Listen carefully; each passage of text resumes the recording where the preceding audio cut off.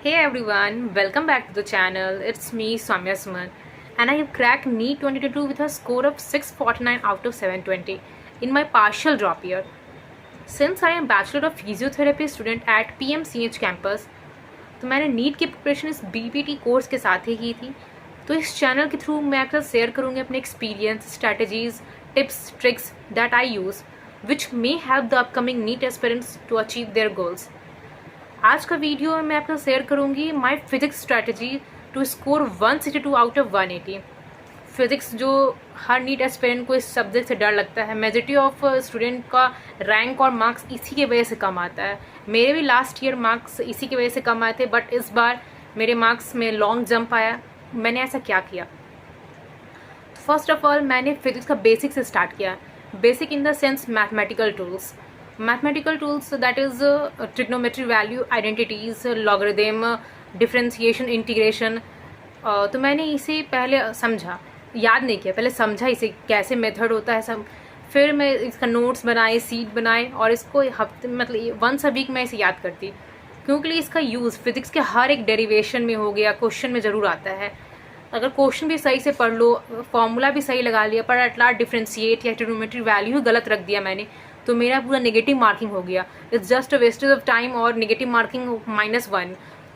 तो मैं सबसे पहला फोकस मेरा मैथमेटिकल टूल्स पे ही था कि ट्रिग्नोमेट्रिक वैल्यू ये सब की मैं सही याद करूँ। उसको जैसे डिफरेंशिएशन, इंटीग्रेशन एक दूसरे से लिंक है, और लॉगरिथम और एक्सपोनेंशियल कैसे एक दूसरे से इंटरलिंक है, मैं पहले वो समझी।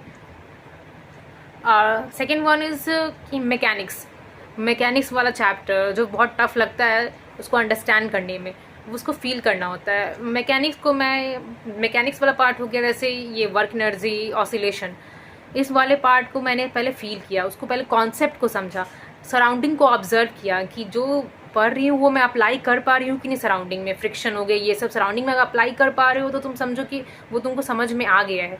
तो मैं उसे पहले सराउंडिंग में अप्लाई करूँ तो वो तुमको फील होगा। जब क्वेश्चन बनाओगे तो सिर्फ फॉर्मूला, इसमें फॉर्मूला बेस्ड तो था नहीं, तो पहले मैंने इसे फील किया। जब क्वेश्चन मिलता तो पहले सिर्फ समझती, मतलब नोट डाउन करती कि हाँ ये स्लिप हो रहा है, ये ऐसे हो रहा है। तो मैकेनिक्स वाला पार्ट को मैंने समझा है, और इसके वाले नोट्स को मैंने खुद से लिख के, मतलब नोट्स को देख के मैं लिखती थी, क्योंकि अगर मैं खुद से अगर सॉल्व कर पा रही हूँ उसके कैलकुलेशन को, मतलब सॉल्यूशन को, तो समझ जाओ कि तुमको समझ में आ गया है। अगर बीच में भी अटक जा रहे हो, अगर हाथ में पेन ऊपर तो सब समझ जाते हैं, पर अगर जैसे ही पेन मिलता है तो हाथ मतलब खुद से वो डिराइव नहीं हो पाता है कैसे मैंने डिराइव किया है। समझ में सब आ रहा है, पर अगर लिख के देखोगे तो तुमको समझ में भी आ जाएगा कि वो क्या, मतलब कैसे डेरिवेशन हुआ है, क्या स्टेप, हर एक स्टेप तुमको समझ में आएगा। तो मैंने मैकेनिक्स वाले पार्ट का नोट्स को लिख के खुद से सॉल्व किया। हर एक क्वेश्चन, इसके नोट्स के हर एक क्वेश्चन को मैंने सॉल्व किया उसे।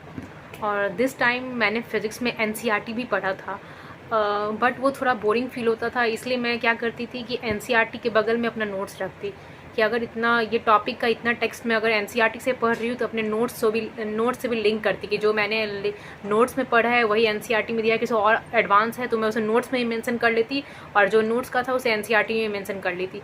इससे क्या होता है ना कि लिंक करके पढ़ोगे तो तुमको कॉन्सेप्ट समझ में आएगा। अगर तुम सिर्फ उसको रीड आउट करोगे एनसीईआरटी को तो बहुत बोरिंग लगता है और कुछ समझ में नहीं आना, सिर्फ थ्योरीज बहुत रहते हैं।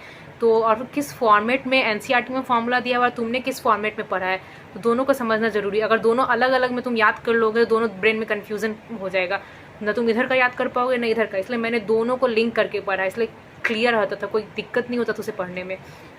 और इसके एग्जाम्पल्स, एनसीईआरटी के जो एग्जाम्पल्स थे उसे भी मैंने सॉल्व किया था इस बार। वहाँ से डायरेक्ट नीट में क्वेश्चन बनते ही हैं। प्रीवियस ईयर क्वेश्चन भी वहाँ से बहुत सारे उठ के आए हुए हैं, और इस बार भी नीट में यहाँ से क्वेश्चन आए थे।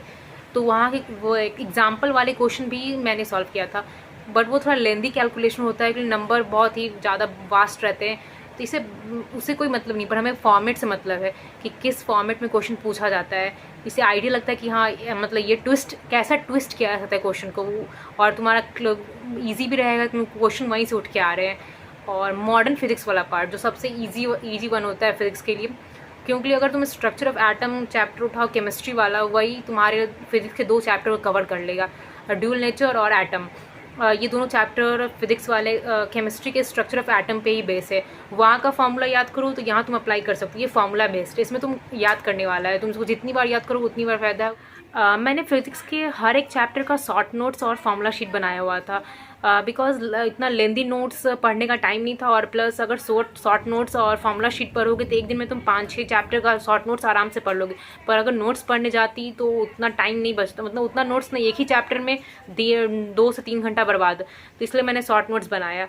देखो ये थे मेरे स्ट्रैटेजीज़ जो मैंने फॉलो किए फिज़िक्स में, जिसकी वजह से मेरे मार्क्स में इतना लॉन्ग जंप आया। तो मैं ये कहूँगी, your mind is yours alone, you decide who and what gets in. तो फिज़िक्स को भी पढ़ो, फिज़िक्स को इग्नोर नहीं करना है। Physics is the determining factor होता है ना, वैसे ही ये रैंक और मार्क्स डिटरमाइनिंग सब्जेक्ट है। फिज़िक्स से डरना नहीं, फिज़िक्स को ट्राई फील करके देखो। Subscribe the channel. I will upload this type of content for you, so stay tuned and thank you so much.